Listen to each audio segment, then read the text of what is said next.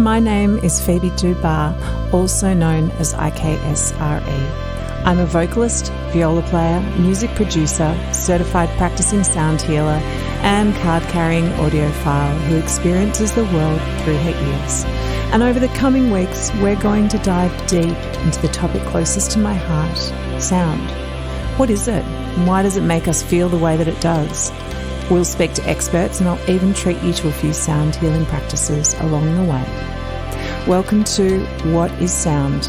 Recorded on the stolen lands of the Bunurong and Bunurong people of the Kulin Nation. Always was, always will be.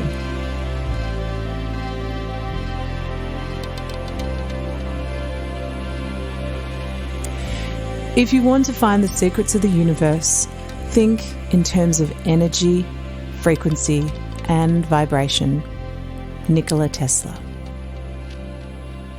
Welcome to episode 3. What even is sound healing? So friends, before we begin, I want to check in with you and ask you something. Since listening to the last couple of episodes, are you hearing the world any differently? Are you maybe hearing the birds chirping and the leaves rustling even amongst the cars and the buses? Are you leaving your earbuds at home and using your morning walk time to become more present? I hope you are. It's the one thing that I'd really love for you to take from this podcast. So before we dive into sound healing, what even is it and how it works, I just want to recap on how sound works from episode 1 in case you forgot. In short, it's a wave or vibration which travels through matter. The denser the matter, the louder and faster it travels. It's measured in decibels or loudness and hertz or frequency or pitch. The body experiences sound via the eardrum. So that matter that vibrates with the wave of sound, in us, that's our eardrum or tympanic membrane.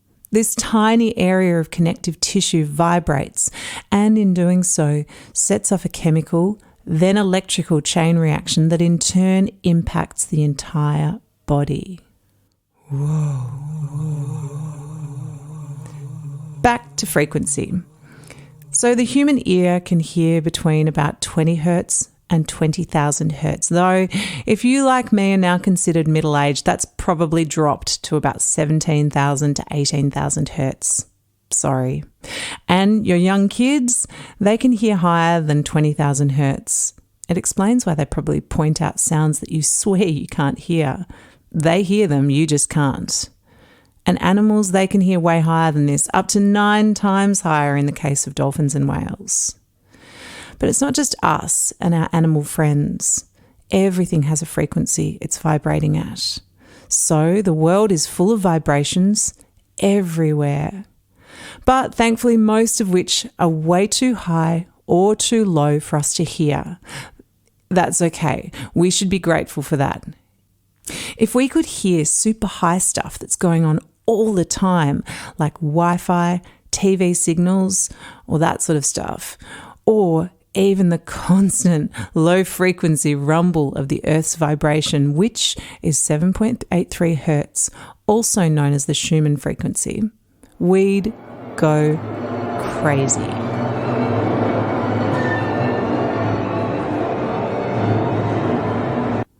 But regardless of whether we can hear a particular vibration or not, the entire body feels it on some level. Sound waves from the man-made world wash over us at every second of every minute and every hour of every day. It's constant, and our nervous system simply isn't equipped to deal with it.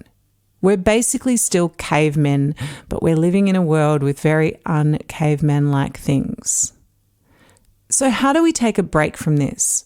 Well, I'm so glad you asked. This is where practices such as forest bathing,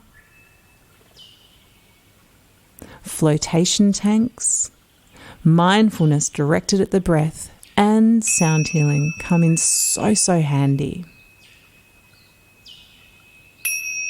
Yes, after 2 episodes, here we are, the stuff that you probably came here to find out about from me. It's kind of my thing. So what even is sound healing?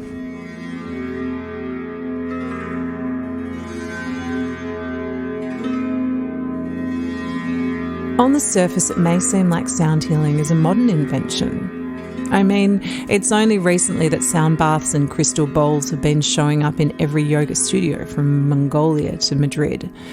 But this seemingly modern practice is rooted deeply in the past, the ancient past. You see, here in the West, we think of sound or music as an art form, as entertainment. It's something produced by professional musicians and sold or given as a product, either live or recorded. We think of music or sound as popular music, be it Beethoven or Bieber, it's all the same. It's a product. But look further back in time and you'll see that music never used to be this way. Music as medicine was the norm. From the east to the west, every ancient culture on earth has used sound for treating health concerns, in ritual and ceremony, and in conjunction with the natural cycles of the earth. Some examples being gongs throughout Asia,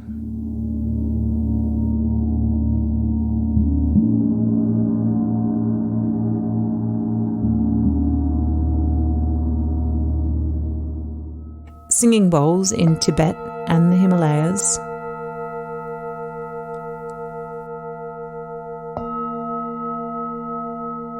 drums in the Americas, Asia, Africa, Europe,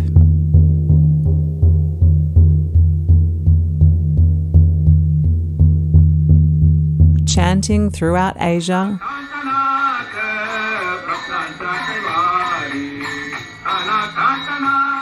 and of course, the Yidaki in Australia.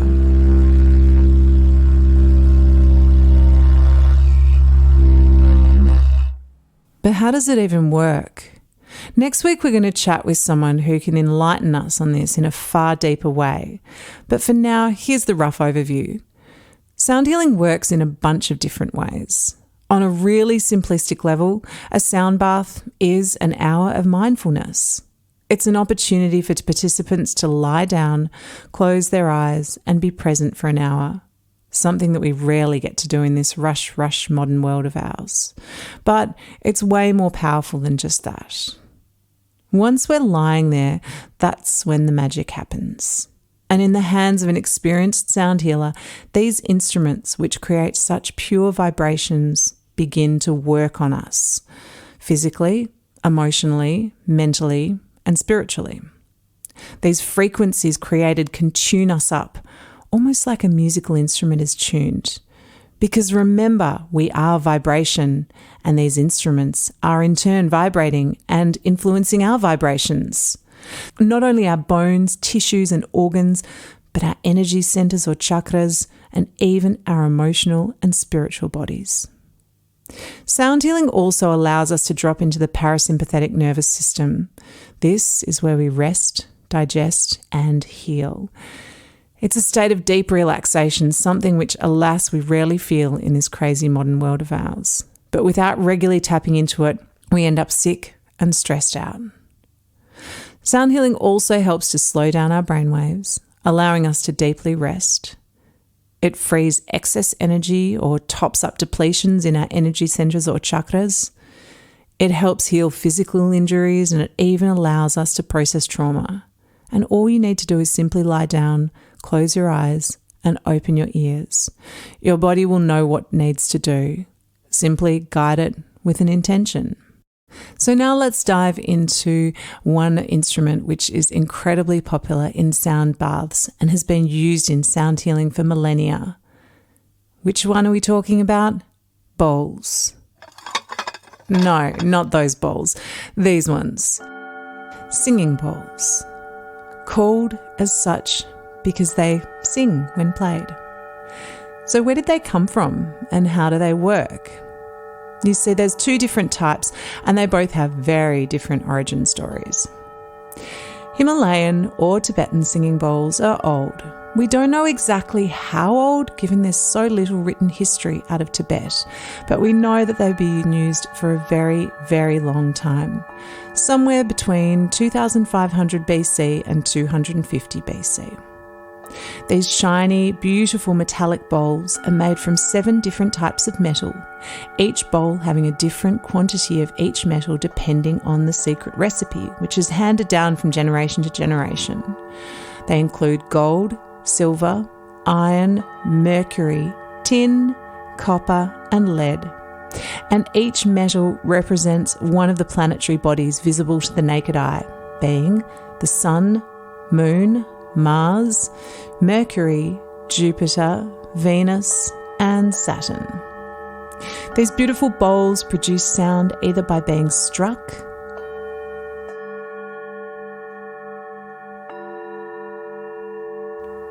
or being played around the rim.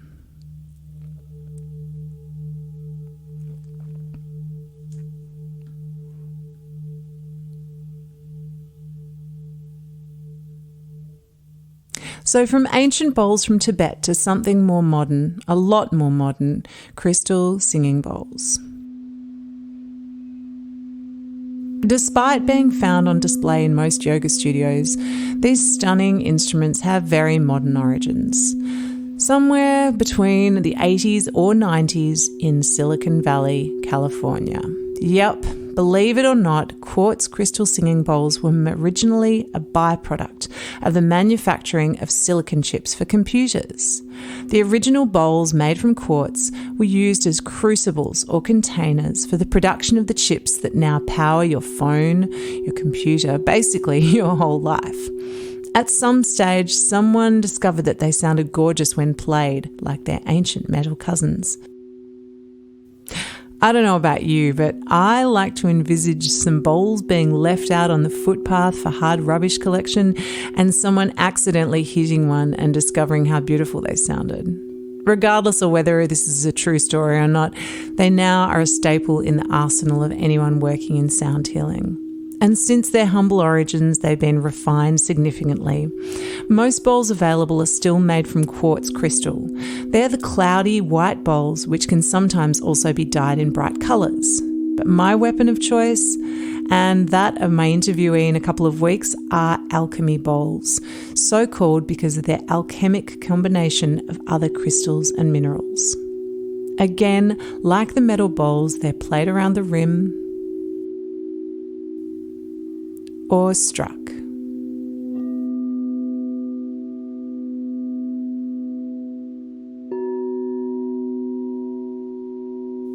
So in the coming 2 weeks, we're going to dive deeper into these topics of sound healing and crystal singing bowls, thanks to interviews that I had with 2 leaders in both these fields.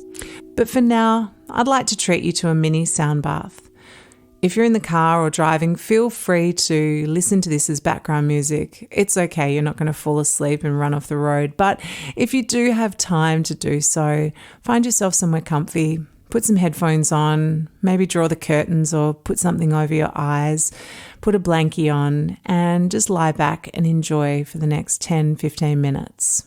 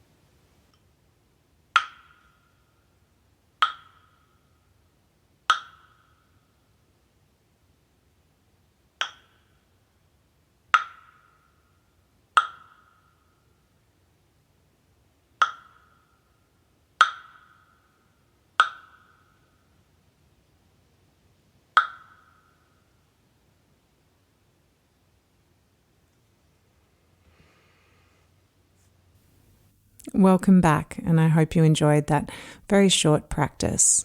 I encourage you to find my Awake Within the Dream Sound Meditations album, which is available on Spotify, track 7 being a full-length sound bath, which you can do anytime in the comfort of your own home. I hope you've enjoyed this week's episode. If you have, again, I please ask you to rate, subscribe, and maybe even share it with somebody that you love, somebody that you think might enjoy it. And just a reminder again that I'm not seeking financial gain from this podcast. It is a teaching resource and something that I'm wanting to share with the wider community.